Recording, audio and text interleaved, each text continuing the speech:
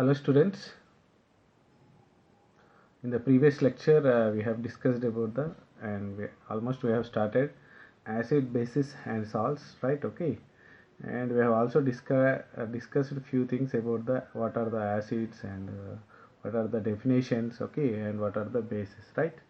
And after that topic we have another topic, that is solubility equilibria of sparingly soluble salts. Okay, of course in between these two there are few topics that were those are removed due to the 30% reduction of the topics right now. Okay, so here after that the next topic is that the solubility equilibria of sparingly soluble salts. Okay, so you know that the solubility we have discussed in the solutions lesson, right? Okay, solubility of the gas into the liquids, as well as the solubility of the solids into the liquids. Okay, it is nothing but stay how some salts easily they can be soluble. Okay, so the solubility equilibrium means equilibrium, because we are reading in the equilibrium, chemical equilibrium, or in the ionic equilibrium. Okay, so that the solubility equilibrium of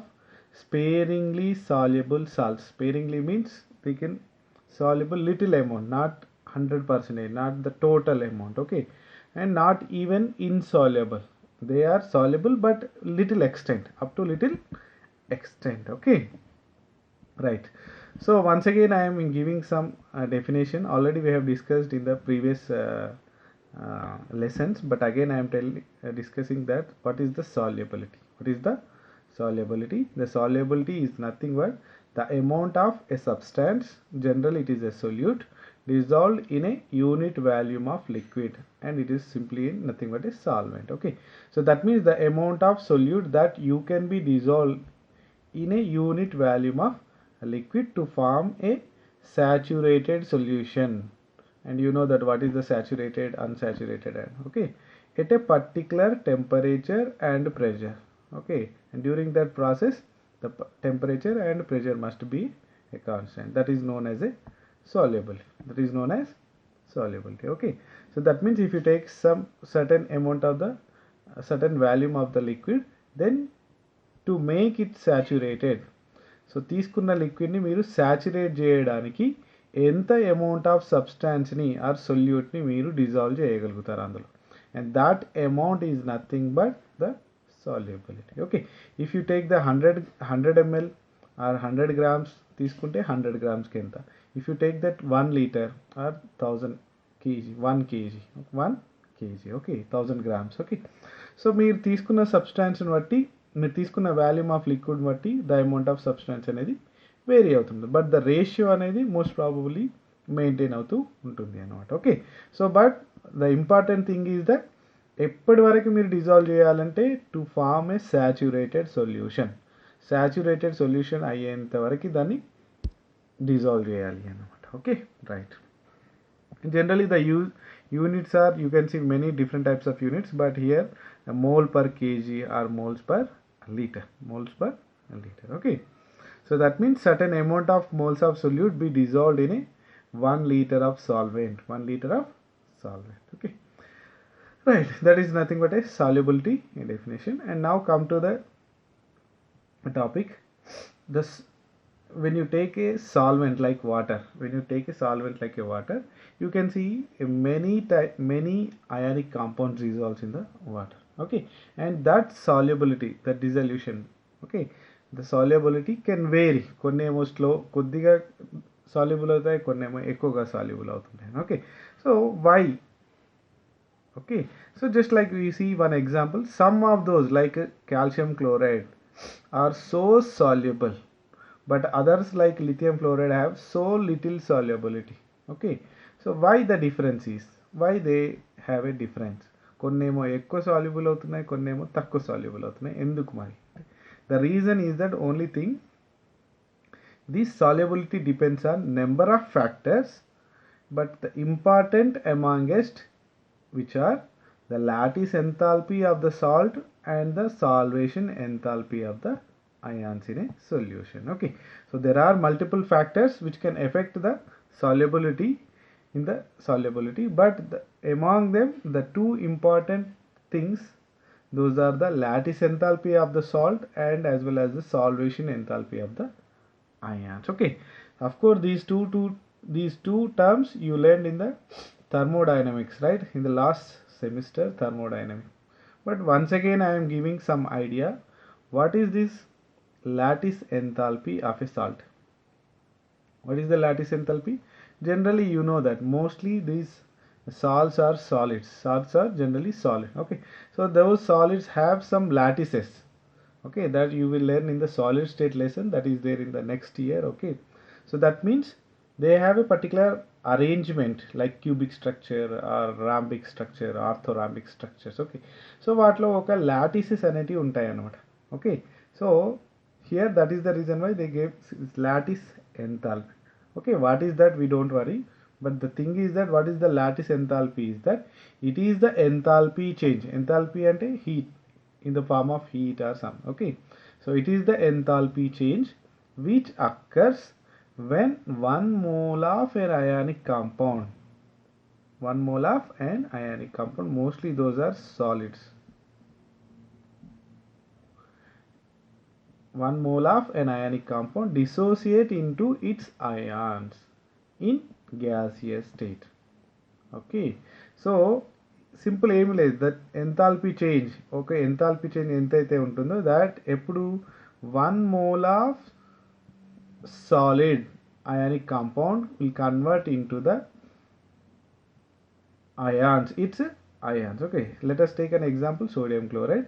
When you take the sodium chloride, if it is a solid, a salt, then when you convert this into the ions into the gaseous state, and during this process the change in the enthalpy is nothing but a lattice enthalpy. Okay, and generally these lattices enthalpies are mostly positive. Positive ante enti, delta H positive ante it is a endothermic. Endothermic ante you have to supply the heat to convert from solid to the gases. అంటే ఏంటి, very simple, ఒక solid state, solid లోపల ఒక crystal లోపల sodium chloride ఉంది, and if you want to break that in to the gases atoms.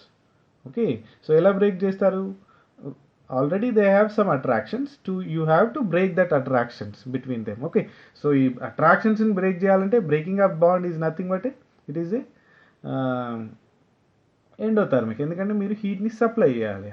Okay, so that mostly these are the endothermic process, so that the delta lattice enthalpies are all, most of them it is positive, for most of them it is positive. Okay, and the next there is a one more term, that is the solvation enthalpy. What is the solvation enthalpy? Now we can see the solvation enthalpy is nothing but it is an enthalpy change when 1 mole of ions in gaseous state get solvation.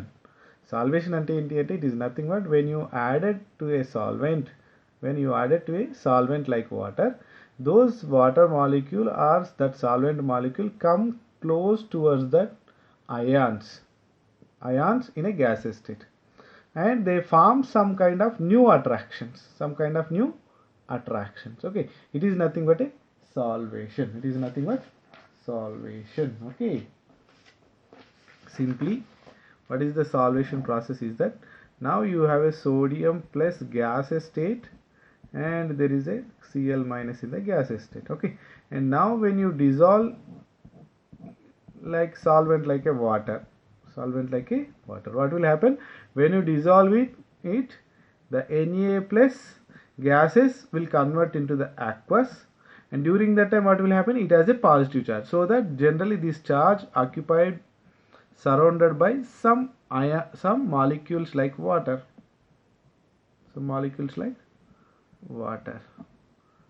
here it develops some kind of new attractions between the oxygen. Generally you know that H2O, it is a dipole and it has some negative charge will be here, some positive charge, and sodium has a very positive charge. Okay, so that it develops some kind of new attractions between them. Okay, so these, because of these attractions, here it is making a bond, right, it is forming a new kind of attractions, and it releases energy,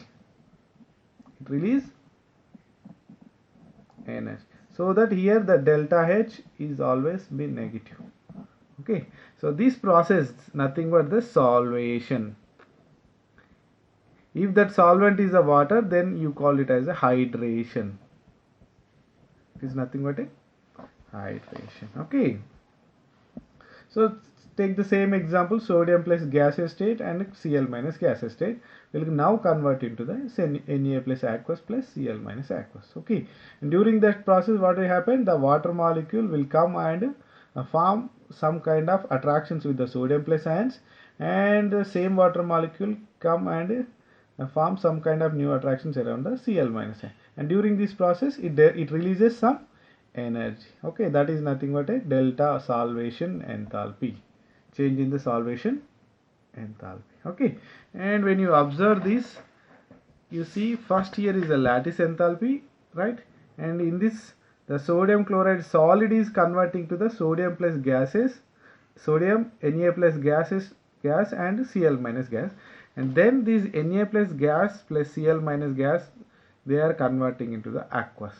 So that means one step, shall I write, when you take the sodium chloride solid into the water, what will happen? That will convert into the Na plus aqueous Cl minus aqueous.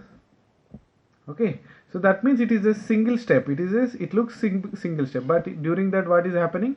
First it is converting to a Na plus gas plus Cl minus gas, and then it is converting here. Okay, and now this is nothing but a lattice enthalpy, and here it is nothing but the hydration or solvation enthalpy. That means this single process contains the two process, lattice and solvation. Okay, right. So now the question is that when we read this is we read where that why the difference, some of them are more soluble, some of them are less soluble. Okay, so here the reason is that very simple. For a salt to dissolve in a solvent, the strong force of attractions between its ion must be overcome by the ion solvent interactions. Okay, that means very simple. Earlier the sodium chloride is in the solid state, so that they have some attractions. So Na plus and Cl minus has some attractions. Okay, now what is happening? It is cleaving, the sodium and Cl minus are cleaving, and it is converting plus Cl minus, and now they are surrounding with the H2O molecules with the solvent. Okay, and Cl minus and surrounding with the H2O molecules. Okay, so when it has a more solubility, is that very simple. First this bond has to break, and then it has to form a new kind of attractions with the water molecules. Okay, and when it will break, when you supply some energy. Okay, so when you dissolve something sodium chloride into the water, are you supplying any energy? Are you heating or something? No, immediately it is dissolving. Okay, immediately it is dissolving. That means from where it is getting that energy to break this one? ఎక్కడి నుంచి వస్తుంది మరి దానికి energy అంటే very simple, that energy is coming from the solvation enthalpy. You know that solvation అయ్యేటప్పుడు ఏమవుతుందని చెప్పాను, it releases the energy. So ఇక్కడ release అయిన energy, now it will come and dissociate the sodium chloride ions. Okay, so ఇక్కడ release అయిన energy ఏదైతే ఉందో salvation లోపల, that will come and dissociate the sodium chloride ions. అంటే here it is developing the new attractions, and these new attractions are stronger than the NaCl minus. Okay, that is the reason here it is liberating more energy, and that energy is utilizing to break the sodium and sodium chloride bonds. Okay, so that means for a salt, if it is want to dissolve more, is that the lattice enthalpy must be less than that of the solvation enthalpy. Solvation enthalpy ekkunteene emavuthundi, this energy will come and cleave that lattice into the ions. Okay, so then it has a more solubility. if suppose this lattice enthalpy has more than the solvation, then it has a very less solubility. Okay, so I thought I tried to explain it, and I feel that you understand well. Okay, so now again one more question. Sometimes what will happen in some solvents, the same salt like sodium chloride is more soluble in the water, but it is insoluble in the like a kerosene solvent. Okay, it is also a solvent, but the sodium chloride is insoluble, and whereas when you come to the water, it is soluble. Okay, so it is very simple. In most of the salts, the solvation enthalpies are higher than the lattice enthalpies in polar solvents like water. So like in polar solvents like water, the solvation enthalpies are more than the lattice enthalpies. So that the liberated energy, solvation enthalpy ante enti, solvation ayetappudu release ayina energy. So if that energy is high, so that will go and cleave the lattices into the gaseous atoms. Okay, so there, that is the reason why generally the polar solvents has a high solubility. Okay, and next come to that, and on the other hand, the solvation enthalpies are lower than the lattice enthalpies in the non-polar solvents, because it is very simple. Non-polar solvents, they don't have a dipole nature, they don't have any charges. So if it doesn't have any charge, how it will come and form a bond with the sodium plus ions? Okay, you know that sodium has a positive charge, and if that solvent has any something negative, then only it will come and form certain bonds. So ఒకవేళ అది neutral గా ఉంది అనుకోండి, so then where is the chance to form a strong attractions? Okay, so there is no such um, criteria, or there is no such uh, what is that possibility to uh, get the high solvation enthalpies. Okay, that is the reason why non-polar solvents has the low solubilities. In the non-polar solvents, for the most of the solutes, the solubility is less. Okay, yeah, this is all about the solubility. And okay, and now come to the next topic, and very important, that is the solubility product constant. Solubility product constant. Okay, of course it doesn't have any right now I am not going to explain any definition for this. Okay, so first we see that what is the solubility product constant, and how can you write that, how can we write that? Okay, so let us, you take one example, you take one salt, and which is not fully soluble. Okay, this is sparingly soluble, it is sparingly soluble. Okay, so take that sparingly soluble salt and dissolves into the water, okay. So what will happen when you dissolve into the water? Some amount will be ionized, and the remaining amount will remain like that only. Okay, so like best example is the barium sulfate, it is a sparingly soluble salt. Okay, and when you dissolves into the water, what will happen? Some amount of the barium sulfate will dissociate into the ions. Okay, and some will remain like that only. And is it a one directional? No, it is a both forward and backward. Okay, so simultaneously barium sulfate will cleave into the barium plus 2 and SO4 2 minus, and simultaneously these two combine and form the barium sulfate. Okay, it is a equilibrium process. Okay, and for this equilibrium, you know that how can you write the equilibrium constant? Very simple, the product of the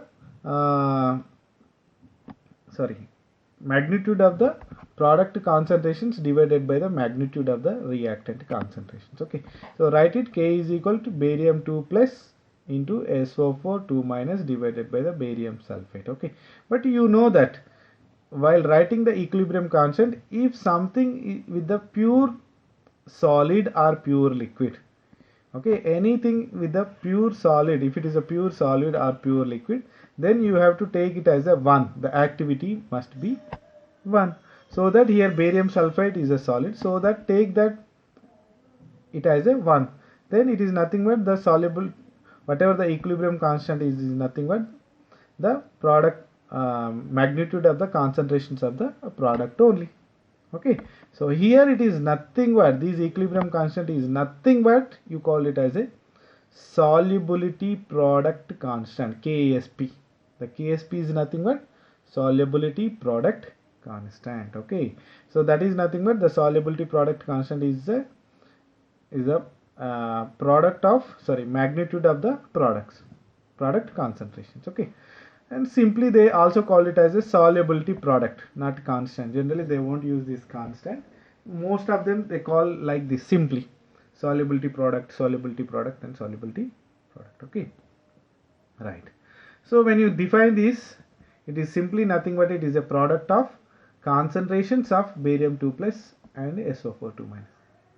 It is a product of concentrations of barium 2 plus and SO4 2 minus. Okay, suppose let us take one salt Mx and Xy, Mx and Xy salt, and you assume that it is at the equilibrium.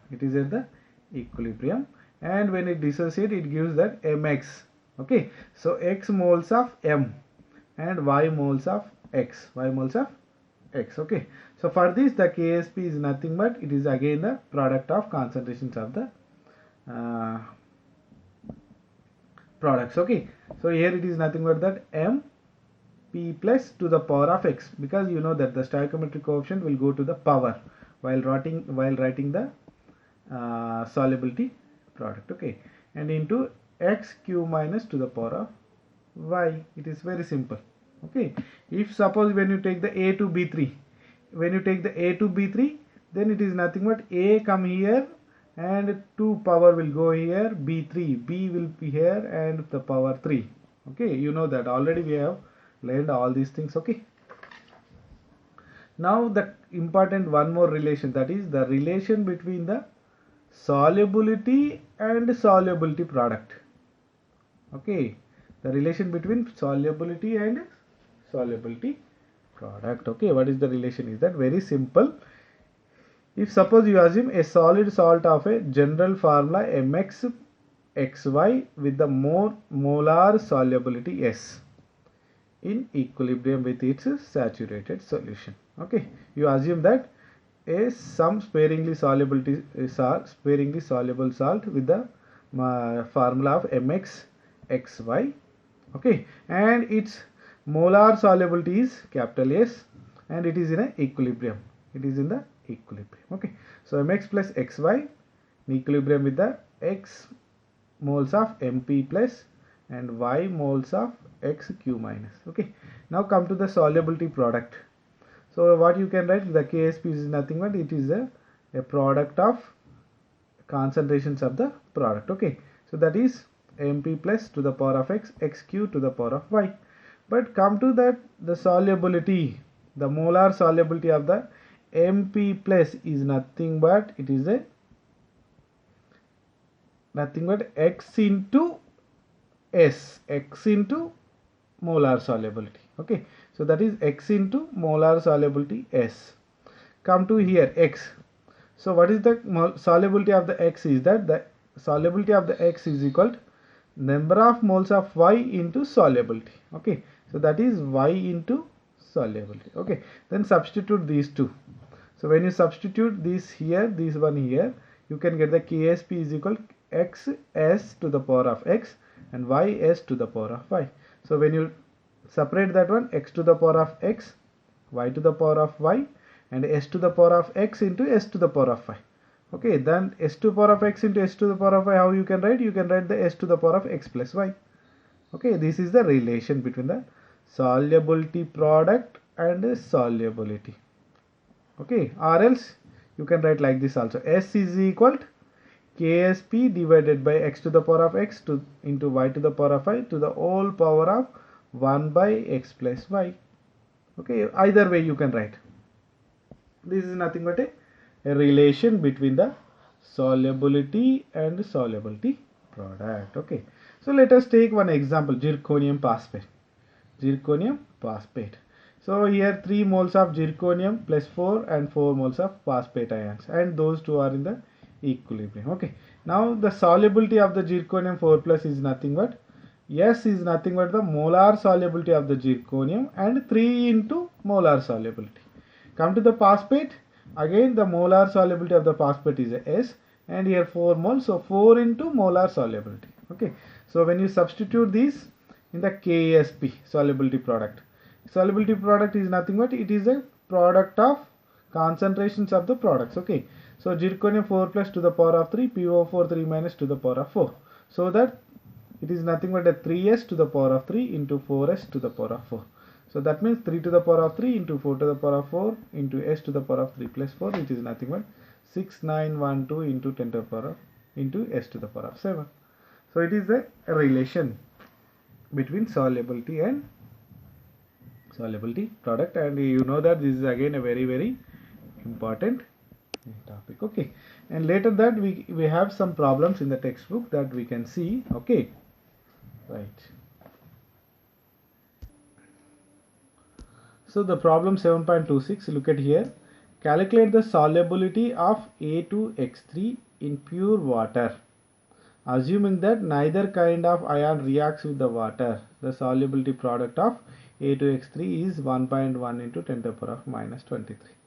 So here very simple, here he has given the solubility product and he is asking that to calculate the solubility of a type of salt. It is a A2X3. It is a A2X3. Okay, and you know that for the A2X3 generally it will dissociate into the 2A3 plus 3X2 minus.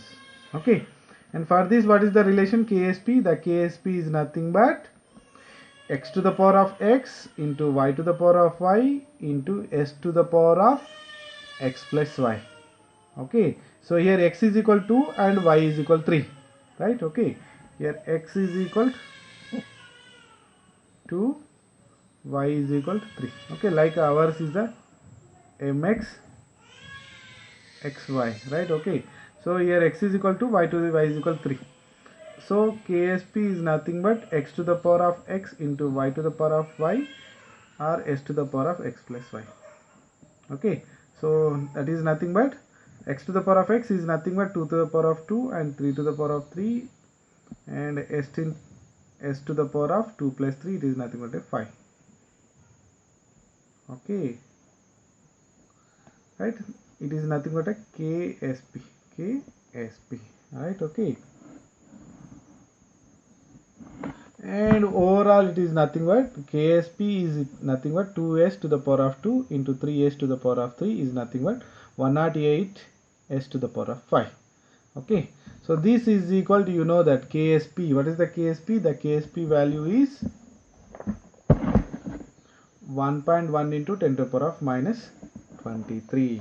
Okay, so overall that 108 s to the power of 5 is equal to 101.1 into 10 to the power of minus 23. So when you solve it, s to the power of 5 is equal to 1 into 10 to the power of minus 25, and s is equal to 1.0 into 10 to the power of minus 5 moles per liter.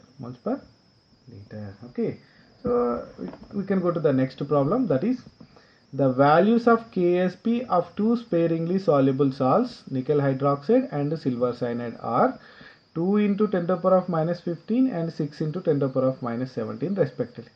Then which salt is more soluble? Explain. Which solvent is more soluble?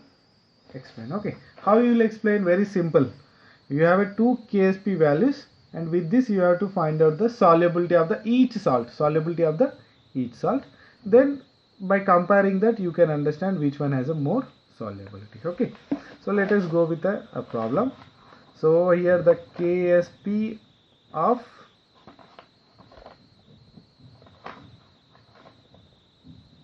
nickel hydroxide is nothing but 2.0 into 10 to the power of minus 15, and the KSP of silver cyanide is 6 into 10 to the power of minus 19. Okay, and what he is asking, which salt has a more solubility? Okay, so first thing, you know that the nickel hydroxide generally it will dissociate and give the nickel 2 plus in the aqueous and 2 OH minus in the aqueous. Okay, if it is a solid. Okay, and for this the KSP is nothing but, what is that? Here it is a type of nickel 1 OH2, so that you can write it as a x to the power of x, okay, x to the power of x into y to the power of y into s to the power of x plus y. That is nothing but, what is the x here? The x is equal to 1 and y is equal to 2. So that 1 to the power of 1 into 2 to the power of 2 and s to the power of 1 plus 2. It is nothing but 4s cube for the Ksp of nickel hydroxide. Okay, and next go to the silver cyanide, and the silver cyanide generally it is also the solid with the silver plus aqueous plus Cn minus aqueous. Okay, so here it is type of 1:1.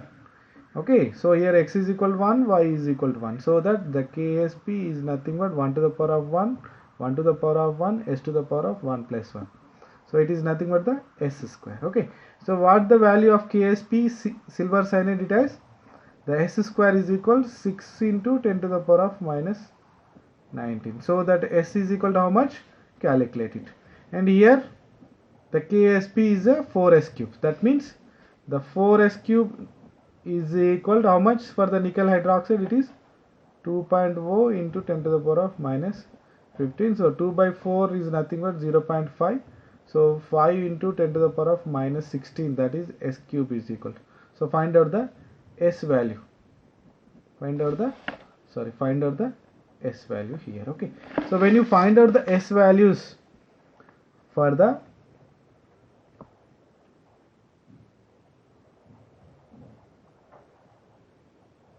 silver cyanide, okay.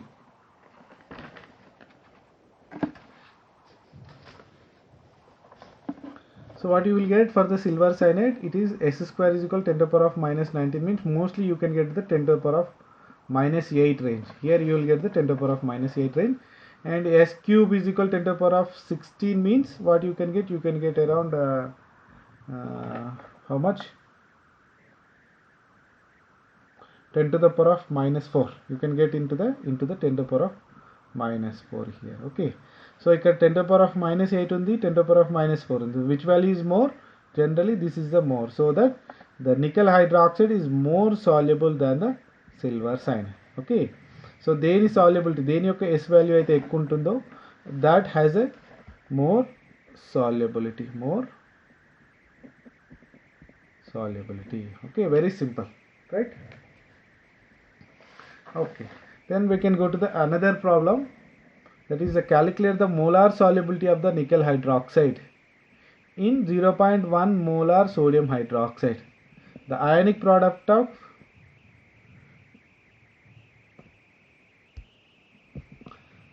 okay, this problem is related to some other things, you don't require that.